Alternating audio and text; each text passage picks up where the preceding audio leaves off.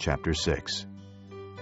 One Sabbath, Jesus was going through the grain fields, and his disciples began to pick some heads of grain, rub them in their hands, and eat the kernels.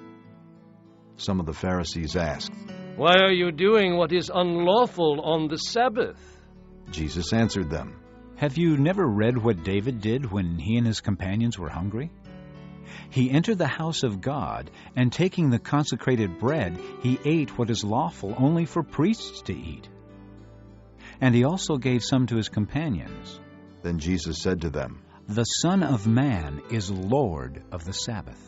On another Sabbath, he went into the synagogue and was teaching, and a man was there whose right hand was shriveled. The Pharisees and the teachers of the law were looking for a reason to accuse Jesus. So they watched him closely to see if he would heal on the Sabbath. But Jesus knew what they were thinking, and said to the man with the shriveled hand, Get up and stand in front of everyone. So he got up and stood there. Then Jesus said to them, I ask you, which is lawful on the Sabbath, to do good or to do evil, to save life or to destroy it? He looked around at them all, and then said to the man, Stretch out your hand. He did so, and his hand was completely restored. But they were furious, and began to discuss with one another what they might do to Jesus. One of those days, Jesus went out to a mountainside to pray, and spent the night praying to God. When morning came, he called his disciples to him, and chose 12 of them, whom he also designated apostles: Simon, whom he named Peter, his brother Andrew, James, John, Philip, Bartholomew, Matthew, Thomas, James, son of Alphaeus, Simon, who was called the Zealot, Judas, son of James, and Judas Iscariot, who became a traitor. He went down with them and stood on a level place. A large crowd of his disciples was there, and a great number of people from all over Judea, from Jerusalem, and from the coast of Tyre and Sidon, who had come to hear him and to be healed of their diseases. Those troubled by evil spirits were cured, and the people all tried to touch him, because power was coming from him and healing them all. Looking at his disciples, he said, Blessed are you who are poor, for yours is the kingdom of God. Blessed are you who hunger now, for you will be satisfied. Blessed are you who weep now, for you will laugh. Blessed are you when men hate you, when they exclude you and insult you and reject your name as evil because of the Son of Man. Rejoice in that day and leap for joy, because great is your reward in heaven. For that is how their fathers treated the prophets. But woe to you who are rich, for you have already received your comfort. Woe to you who are well fed now, for you will go hungry. Woe to you who laugh now, for you will mourn and weep.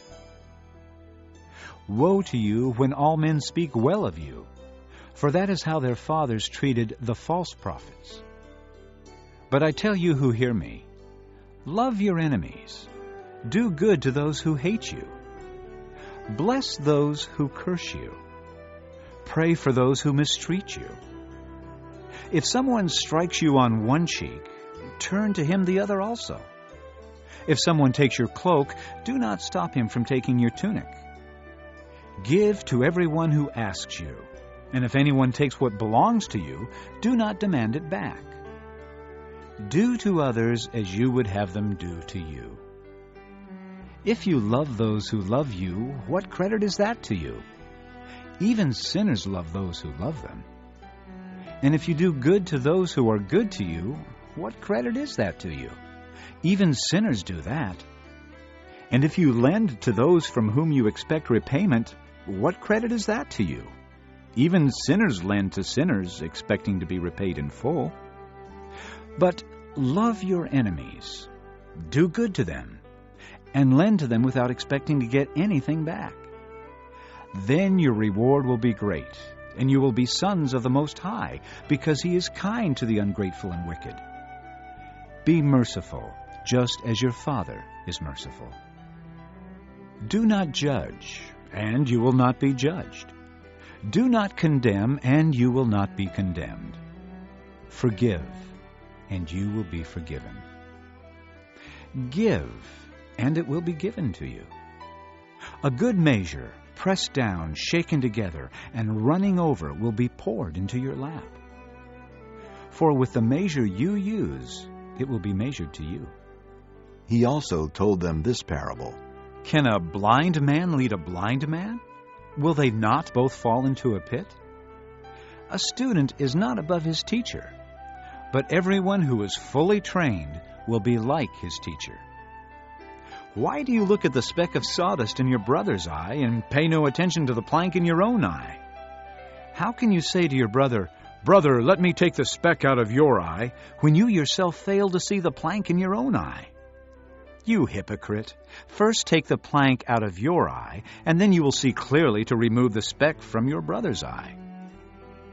No good tree bears bad fruit, nor does a bad tree bear good fruit. Each tree is recognized by its own fruit. People do not pick figs from thorn bushes or grapes from briars. The good man brings good things out of the good stored up in his heart, and the evil man brings evil things out of the evil stored up in his heart. For out of the overflow of his heart, his mouth speaks. Why do you call me Lord, Lord, and do not do what I say? I will show you what he is like who comes to me and hears my words and puts them into practice. He is like a man building a house who dug down deep and laid the foundation on rock. When a flood came, the torrent struck that house, but could not shake it, because it was well built. But the one who hears my words and does not put them into practice is like a man who built a house on the ground without a foundation.